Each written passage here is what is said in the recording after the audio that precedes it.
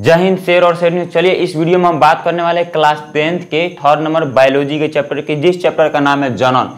तो देखिए बायोलॉजी जीव विज्ञान की 3rd नंबर चैप्टर जनन चैप्टर को पूरा अच्छे तरह से समझने वाले हैं और एक ही वीडियो में पूरा चैप्टर को क्लियर करने वाले हैं और किसी प्रकार से आपको बोर्ड में एक भी क्वेश्चन नहीं छूटेगा।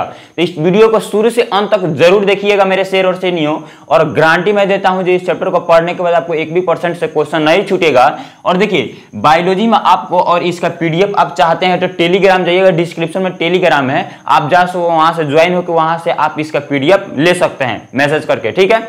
तो अगर आप इसका पीडीएफ लेना चाहते हैं, अगर आप पीडीएफ लेना नहीं चाहते हैं तो मैं पढ़ा रहा हूं, उसके साथ साथ आप नोटबुक में नोटबुक में आप अपना नोट्स बना सकते हैं। तो चलिए वीडियो बिना देरी किए स्टार्ट करते हैं, क्योंकि देखिए ये बायोलॉजी का 3rd नंबर चैप्टर है। 1st नंबर और 2nd नंबर चैप्टर आपको देख लिए होइएगा और 3rd नंबर चैप्टर को हम बात करते हैं। तो सबसे पहले देखिए जनन जो चैप्टर है, सबसे पहले जनन चैप्टर में हमको जानना है ये जनन किसे कहते हैं, जनन किसे कहते हैं। तो देखिए जनन किसे कहते हैं सबसे पहले जान लेते हैं। जो किसी भी जीव द्वारा अपने जैसी नई संतान को उत्पन्न करने की क्रिया को जनन कहते हैं। यानी कि कोई भी जीव हो गया, यानी कि मानिए मेरे माता पिता हो गए, मेरे माता पिता हो गए और इनके द्वारा मैं एक संतति जन्म लिया, उनके द्वारा मैं एक संतान जन्म लिया।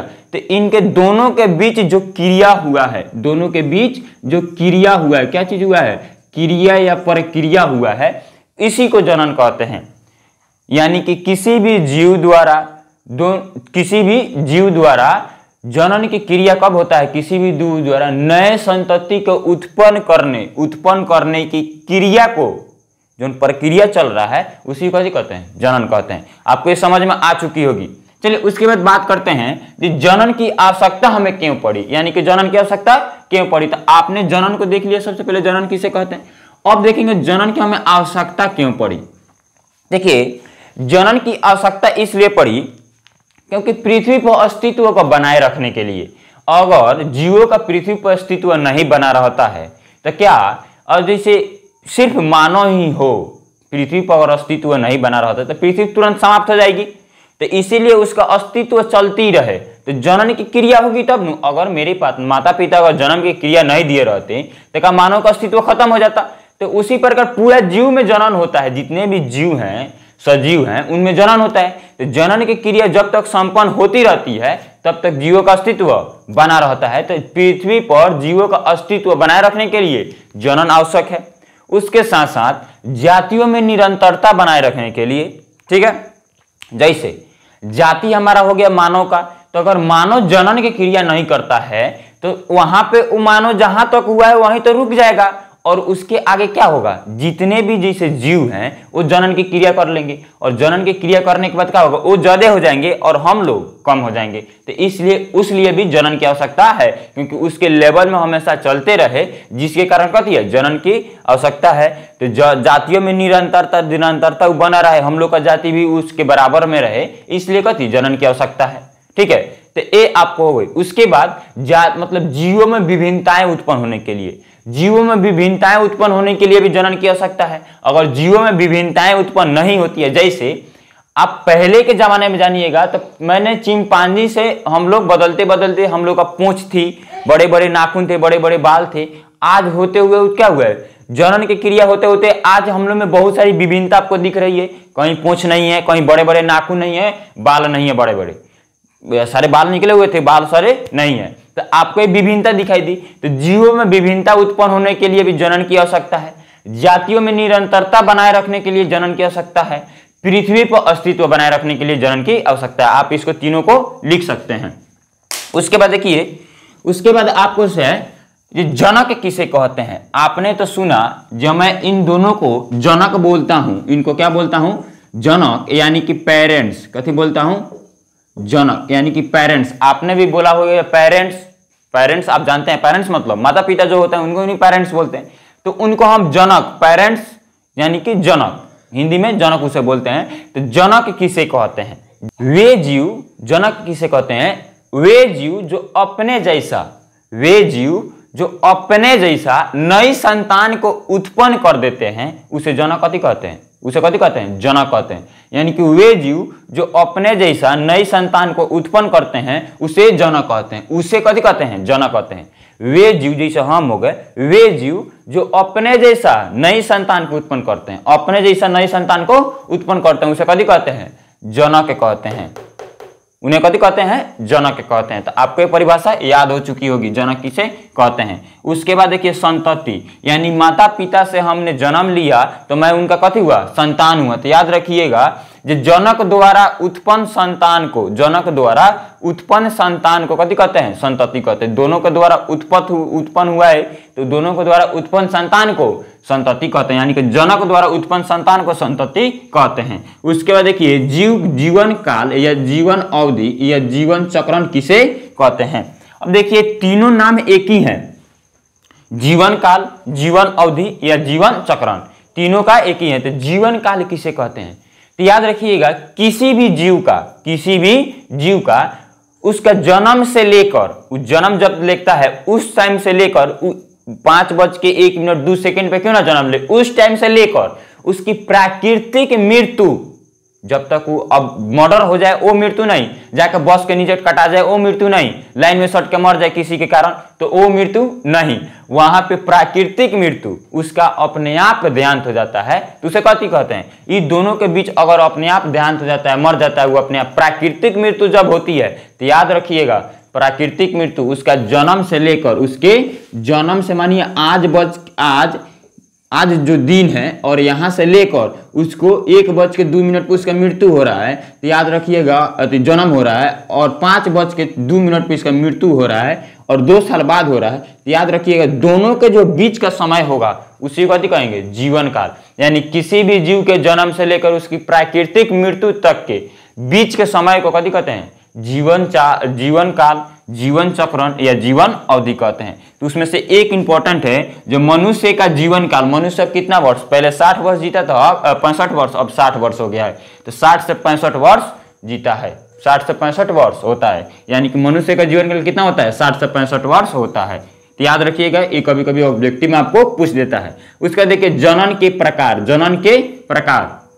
जनन 2 प्रकार के होते हैं। जनन कितने प्रकार के होते हैं, एक सेक्सुअल और सेक्सुअल रिप्रोडक्शन, यानी कि जनन को रिप्रोडक्शन तो एसेक्सुअल रिप्रोडक्शन और सेक्सुअल रिप्रोडक्शन, अलैंगिक जनन और लैंगिक जनन। अब देखिए अलैंगिक जनन की जब बात करते हैं, अलैंगिक जनन की जब बात करते हैं याद रखिएगा तो अलैंगिक जनन किसे कहते हैं, अलैंगिक जनन किसे कहते हैं। अब देखिए अलैंगिक जनन की जब बात करते हैं आप याद रखिएगा, पूछेगा आपसे ऑब्जेक्टिव में जनन के कितने प्रकार होते हैं, तो 2 प्रकार। जनन के कितने प्रकार होते हैं, 2 प्रकार, अलैंगिक जनन और लैंगिक जनन। तो देखिए अलैंगिक जनन की जब बात करते हैं तो अलैंगिक जनन में आपको अलैंगिक जनन किसे कहते हैं, तो वैसे जीव, यानी कि वैसे जीव जनन की क्रिया, वैसे जनन की क्रिया जिसमें एक जीव भाग लेता है या एक जीव सहायक होता है, ठीक है, उसे कथी कहते हैं, अलैंगिक जनन कहते हैं। यानी कि उस प्रक्रिया को अलैंगिक जनन कहते हैं। यहां पे ध्यान दीजिएगा, इसमें एक जीव सहायक होगा, एक जीव सहायक होगा। इसमें आप यह भी दे सकते हैं वैसे जीव जिसमें पिता को कथी बोलते हैं, नर, और माता को मादा। तो नर और मादा वैसी जनन की प्रक्रिया जिसमें, वैसी जनन की प्रक्रिया या क्रिया जिसमें नर तथा मादा सहायक नहीं होते हैं उसे कथी कहते हैं, अलैंगिक जनन की क्रिया कहते हैं, अलैंगिक जनन कहते हैं। तो आपको यह याद हो चुका होगा अलैंगिक जनन किसे कहते हैं, किसमें एक जो सहायक होता है, एक जीव रहेगा, उससे जनन की क्रिया होकर नया नया जीव का निर्माण होगा, उसमें 2 जीव सहायक नहीं होता है तो उसे अलैंगिक जनन कहते हैं। उसके बाद देखिए अलैंगिक जनन तथा लैंगिक जनन के बीच अंतर, जो कि आपके एग्जाम के लिए VBI हो सकता है, एक क्वेश्चन 2 नंबर में आपको VBI पूछ सकता है। तो याद रखिएगा अलैंगिक जनन तथा लैंगिक जनन के बीच निम्नलिखित होती है। सबसे पहले लैंगिक जनन की बात करते हैं तो यह तीव्र गति से, कथी होता है, यह तीव्र गति से होने वाली क्रिया है, ठीक है। यह तीव्र गति से होने वाली क्रिया है, यानी कि बहुत जल्दी से। और बताइए एक जीव है और उसी में से टूट के नया दूसरा जीव निर्माण कर लेता है। छोटा छोटा बहुत छोटा जीव रहता है जो अपनी नगण्य आंखों से हम नहीं देख सकते हैं, वो टूट के नया जीव का निर्माण कर लेता है। तो उस सब जीव में ज्यादा टाइम लगेगा, 4 दिन 10 दिन में वो जन्म ले लेता है, कभी 1 मिनट में, 10 मिनट में, 20 मिनट में जन्म ले लेता है। ठीक है, तो वो तीव्र गति से होने वाली क्रिया है। उसके बाद देखिए यह धीमी गति से होने वाली क्रिया है, यानी कि लैंगिक जनन की जब बात करते हैं तो इसमें 2 जीव सहायक होता है, एक माता और पिता, एक माता और पिता। उसमें भी अगर 2 जीव सहायक होगा तो हमेशा एक नर और एक मादा उसमें सहायक होगा। तो याद रखिएगा, तो लैंगिक जनन में 2 आदमी रहता है, माता पिता को जनन की क्रिया करते हैं, उसके बाद 9 महीना बच्चा को पेट में रहता है, उसके बाद बाहर निकलता है। तो इसको करने में कितना समय लग रहा है, तो याद रखिएगा यह धीमी गति से, बहुत धीरे धीरे होता है, धीमी गति से होने वाली क्रिया है। यह धीमी गति से होने वाली क्रिया है। उसके बाद देखिए यह तीव्र गति से, आपको इसमें बताए हैं कि अलैंगिक जनन में एक जनक सहायक होता है, यानी कि एक जनक सहायक, इसमें एक जनक सहायक होता है, इसमें 2 जनक सहायक होता है, इसमें 2 जनक सहायक होता है। याद रखिएगा इसमें 2 जनक, जैसे नर तथा मादा सहायक होता है। उसके बाद हम बात करेंगे अलैंगिक जनन की। तो अलैंगिक जनन में देखिए जब नर और मादा आपको मिलेगा आगे, जो नर और मादा जब जनन की क्रिया करता है तो नर जो होता है उससे शुक्राणु निकलता है और मादा से अंडा दोनों से मिलके निषेचन की क्रिया होती है। जब दोनों मिल जाते हैं तो निषेचन के यानी कि बच्चा का निर्माण हो जाता है। ठीक है, यानी कि हम लोग से शुक्राणु निकलता है और कोई महिला रहती है तो उससे अंडा निकलता है और मिल के दोनों निषेचन की क्रिया करता है। तो हम उसमें जब दोनों मिलता है तो उसे युग्मक बोलते हैं। क्या बोलते हैं? उसे युग्मक बोलते हैं। यानी कि नर से शुक्राणु निकला, इनसे अंडा निकला और दोनों जाके मिल जाता है तो बच्चा का निर्माण होता है। तो जब मिलता है उसे कथी बोलते हैं? निषेचन या युग्मक बोलते हैं। यानी मिलने की क्रिया को युग्मक और मिल जाता है तो उसे निषेचन कहते हैं। तो देखिए यहाँ पे, तो इसमें युग्मक का क्या चीज? युग्मक, इसमें तो 2 जनक नहीं है, एक जनक है, तो इसमें से अंडा शुक्राणु कहाँ से निकलेगा? नहीं निकलेगा। तो इसमें युग्मक का निर्माण नहीं होता है। ठीक है, और इसमें युग्मक का निर्माण होता है, इसमें युग्मक का निर्माण होता है। याद रखिएगा, होता है। चलिए उसके बाद हम बात करते हैं, अब युग्मक जब हो जाता है तो उसी क्रिया को निषेचन कहते हैं। तो देखिए निषेचन का भी निर्माण इसमें नहीं होगा, क्योंकि युग्मक नहीं हो रहा है तो निषेचन भी नहीं होगा। तो निषेचन की क्रिया भी नहीं होती है, निषेचन की क्रिया भी नहीं होती है। ठीक है, निषेचन की क्रिया भी नहीं होती है और इसमें निषेचन की क्रिया होती है। इसमें निषेचन की क्रिया होती है। ठीक है, निषेचन की क्रिया होती है। अब देखिए इसमें की जब बात करते हैं अलैंगिक जनन में, तो याद रखिएगा तीव्र गति से होने वाली क्रिया है, इसमें एक जनक सहायक होता है, इसमें युग्मक का निर्माण नहीं होता है, इसमें निषेचन की क्रिया नहीं होती है। यह जो है यह सरल प्रक्रिया है। यह सरल प्रक्रिया जो होता है, तेजी में टूट जाएगा फिर नया जीव का निर्माण हो जाएगा। तो यह सरल प्रक्रिया है। यह सरल प्रक्रिया है। क्या है? यह सरल प्रक्रिया है। और यह क्या है? एक जटिल प्रक्रिया है। जटिल प्रक्रिया है। ठीक है, उसके बाद देखिए इसमें, और यहाँ पे लिख दे रहा हूं मैं, दोनों को अलग अलग करके देख लीजिए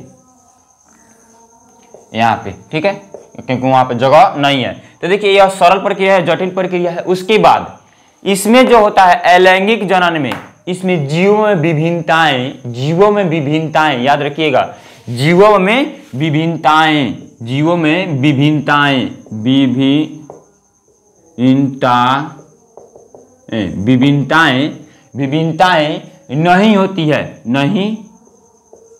नहीं होती है। जीवों में विभिन्नताएं नहीं होती है। उसके साथ साथ जैसा जीव रहेगा वैसे ही का निर्माण कर लेगा। इसमें जीवों में विभिन्नताएं होती है, इसमें जीवों में विभिन्नताएं, यानी कि यही चीज जीवों में विभिन्नताएं होती है,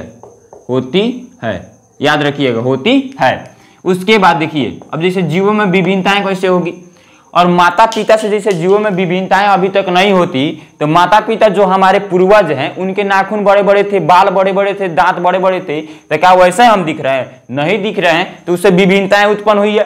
तो माता पिता से जो संतति होता है तो लैंगिक जनन में होता है, तो लैंगिक जनन की जब बात करते हैं तो इसमें विभिन्नताएं होती नहीं है, विभिन्नताएं भले होती है, विभिन्नताएं होती है, नहीं तो विभिन्नताएं अभी तक नहीं हुई रहती तो कहा हम ऐसे संतति रहते, फिर वैसे ही को वैसे ही रहते हैं, बड़े बड़े नाखून और बाल रहते हैं। उसके बाद इसमें देखिए, इसमें क्लोन का निर्माण होता है, इसमें क्लोन का निर्माण होता है, और इसमें क्लोन का निर्माण नहीं होता है, इसमें क्लोन का निर्माण नहीं होता है, इसमें क्लोन का निर्माण नहीं होता है। आप इतना जान गए। अब आपको एक शब्द इतना तो आपको समझ में आ रहा होगा थोड़ा बहुत। अब युग्मक आपको यहाँ पे एक ध्यान देना है, निषेचन थोड़ा सा वो ध्यान दे देना है। आगे आपको पूरा डिटेल में समझाना है युग्मक निषेचन क्या होता है, आपको पूरा अच्छे समझ में आएगा। लेकिन एक चीज यहाँ पे ध्यान दीजिएगा, आपको एक चीज दिखाई यहाँ पे ध्यान नहीं जा रहा होगा, ये क्लोन किसे कहते हैं, आपने कभी भी नहीं सुना होगा इस शब्द को। तो चलिए मैं एक क्लोन को अच्छे तरह से परिभाषित करता हूँ लिख के। तो चलिए इसको फ्रेश करता हूँ। आप इसका स्क्रीनशॉट लेना चाहते हैं तो आप ले सकते हैं, या नोट्स के लिए आप डिस्क्रिप्शन में जाकर पीडीएफ को जाकर टेलीग्राम ज्वाइन होकर वहां से टेलीग्राम चैनल को आप पीडीएफ ले सकते हैं। चलिए स्क्रीनशॉट आप ले सकते हैं। शेर और शेरनी, अब बात करते हैं क्लोन किसे कहते हैं। तो देखिए क्लोन किसे कहते हैं, सबसे पहले समझने की कोशिश कीजिए। जो ऐसे संतति जो आकारिकीय और आनुवंशिक रूप से अपने जनक के समान होते हैं उसे क्लोन कहते हैं।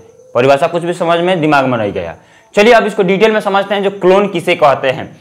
क्लोन देखिए आकारिकीय एवं आनुवंशिकी, यानी कि जो भी संतति है, जैसे मैं हुआ था आपको दिखाया भी था, जो माता पिता है, माता और पिता, ठीक है, माता और पिता, उनसे जो संतति का निर्माण हुआ, दोनों माता पिता हो गए, माता और पिता, और उनसे जो संतति का निर्माण हुआ, यानी कि संतति जो आकारिकी एवं आनुवंशिकी, ये आकारिकी एवं आनुवंशिकी याद रखिएगा, आकारिकी एवं आनुवंशिकी, आकारिकी एवं आनुवंशिकी। आनुवंशिकी चैप्टर आपको अगला चैप्टर में पढ़ना, जो आनुवंशिक किसे कहते हैं, आनुवंशिक किसे कहते हैं, तो आपको उसमें मिलेगा। लेकिन उससे पहले आप जान लीजिए आनुवंशिकी और आकारिकी रूप से अपने जनक, यानी कि अपने जनक, यहाँ पे जनन हो गया है, जनक के समान होता है। तो याद रखिएगा जो आकारिकी एवं आनुवंशिकी। अब आकारिकी किसे कहते हैं, आनुवंशिकी किसे कहते हैं? देखिए ऐसे जीव जैसे अपने माता और पिता के समान ही सेम टू सेम, वैसे ही बाहरी वातावरण से यानी कि बाहर से सेम टू सेम अपने माता पिता की तरह दिखता है, तो उसे आकारिकी में समान कहते हैं, आकारिकी में समान कहते हैं, उसका आकार सेम है। लेकिन आनुवंशिकी किसे कहते हैं, यानी कि किसी भी जीव का डीएनए या जीन उसका और समान होता है, तो अब उसे कथी करेंगे, आनुवंशिकी उसका समान है। तो अब डीएनए जीन क्या होता है आकार की, जैसे समझने की कोशिश कीजिएगा। मानिए कि यहाँ पे एक आलू लिए, क्या चीज लिए, एक आलू लिए, और उस आलू को हम दो भागों में काट के और यहाँ पे दो जगह उसको रोप दिया मैंने, और रोपण करने के बाद आलू को जब मैंने उसको लगाया, और लगाने के बाद नया वहां से बहुत सारे आलू का निर्माण हुआ, इससे बहुत सारा आलू का निर्माण हुआ। अब देखिए गया उसका आकार भी सेम टू सेम आलू जैसा ही दिखता है। का आलू रोपने से नींबू निकलता है? नहीं निकलता है, आलू जैसा ही सेम टू सेम आकार रहता है। लेकिन उसका आनुवंशिकी भी अगर अंदर से भी आप देखिएगा तो सेम टू सेम जौन इसमें चीज पाया जाता है, जो भी इसमें द्रव्य पाया जाएगा, जो भी इसमें अम्ल पाया जाएगा, वही सेम टू सेम इस आलू में भी पाया जाता है। तो उसका आनुवंशिकी भी समान है और उसका आकार की भी समान है। लेकिन आप एक क्वेश्चन पूछिएगा, जी भैया मैंने तो देखा है बाहुबली को देखा है, और उसका बेटा जो है वो अभी तो सेम जैसा है, लेकिन उसका आकार की भी तो बाहुबली के पिता, यानी कि बाहुबली के जो पिता हैं उनसे उनका संतति जो हुआ वो अभी तो बाहुबली के जैसा दिख रहा था, उसका आकार की भी सेम है, ठीक है। तो लेकिन वह क्यों नहीं क्लोन में आता है? तो वो क्लोन नहीं कहलाएगा क्योंकि उसका आकार की सेम है लेकिन आनुवंशिकी सेम नहीं है। यानी कि क्या बाहुबली का फिंगरप्रिंट आप जाके उसके बेटे के फिंगरप्रिंट से मिल जाएगा? यानी कि बाहुबली के अकाउंट से पैसा निकालना हो तो क्या उसका बेटा भी जाकर निकाल सकता है? कभी नहीं निकाल सकता है। तो उसका आनुवंशिकी सेम नहीं है। तो इसलिए आप ये याद रखिएगा, जितने भी यहां पे अलैंगिक जनन होंगे उसका आनुवंशिकी और आकार यानी कि समान रहते हैं, और लैंगिक जनन में उसका आनुवंशिकी और आकार की समान हो सकते लेकिन आनुवंशिकी समान हो तो क्लोन नहीं कहलाते हैं। तो यहाँ पे क्लोन किसे कहते हैं? ऐसे संतति जो आकार के आनुवंशिक रूप से अपने जनक के समान होते हैं। तो जनक के समान यही होगा। आपको समझ में लग रहा है, आ चुका होगा। अब चलिए बात करते हैं अलैंगिक जनन की प्रकार के। अलैंगिक जनन के प्रकार, तो अलैंगिक जनन को 6 भागों में बांटा गया है। 6 प्रकार होते हैं। सबसे मैंने फर्स्ट नंबर पार्ट आपको दिखाया है विखंडन, उसके बाद आपको बताया है मुकुलन, और मुकुलन के बाद आपको बताया है जो खंडन के बाद है आपको बीजाणु जनन, उसके बाद पुनरुद्भवन या पुनर्जनन, उसके बाद कायिक प्रबंधन या कायिक जनन। आपको ये 6 प्रकार आपको सामने दिख रहा है। तो चलिए अब हम इसमें सबसे पहले विखंडन की बात करेंगे, मुकुलन की बात करेंगे, खंडन, बीजाणु जनन और पुनरुद्भवन या कायिक प्रबंधन। तो आपको ये चीज 6 पार्ट हम नेक्स्ट टॉपिक में पढ़ाएंगे। तो चलिए आपको नेक्स्ट टॉपिक के लिए इंतजार कीजिएगा।